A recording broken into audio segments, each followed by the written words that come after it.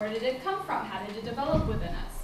Well, the actual term Ebonics was created and used by combining the words ebony and phonics in the 1970s.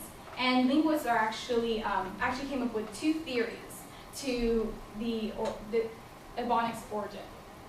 The first theory is called the dialectic hypothesis, and this states that Ebonics is a dialect of English which evolved from social and geographic separation of its speakers from those who actually speak English.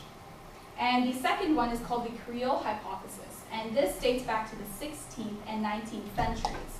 And it says that it evolved from a pidgin language that developed in West Africa in result of slave trade and commercial trade between Africans and Europeans.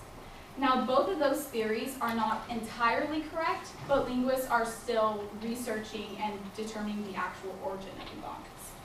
Now, so you might be wondering, well, what about now? I mean, how is Ebonics even alive? Like, is it even alive and well? Well, you can rest assured that Ebonics is alive within us, so that's a good thing. But it is definitely not doing so well. So at least politically or educationally. Now, there has been major controversy with the subject of Ebonics, and it focuses on three main points. The first point is the underlying socio-educational and political issues. Basically, is Black English or Ebonics a separate language and not a dialect of English? The second point, oh, I'm sorry. I apologize. The second point is the facts and fantasies about dialect and diversity. Basically, is Ebonics more suited than standard English for people for a certain race because of their genetics? And the third fact, or the third point, is the challenge for socio and linguistic education. Basically, will educators actually teach Ebonics in schools?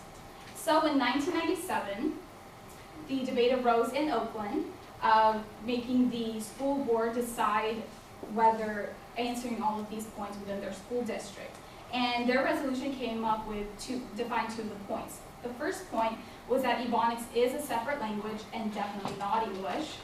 And the second one is they added extra bilingual education programs for students who did not reach the average, and in order to help them master English. So, you might be wondering about, what about that third point? We answered the first two, what about that third one? Is Ebonics actually genetically based? Well, as of right now, we still don't know, at least in the terms of that Oakland resolution.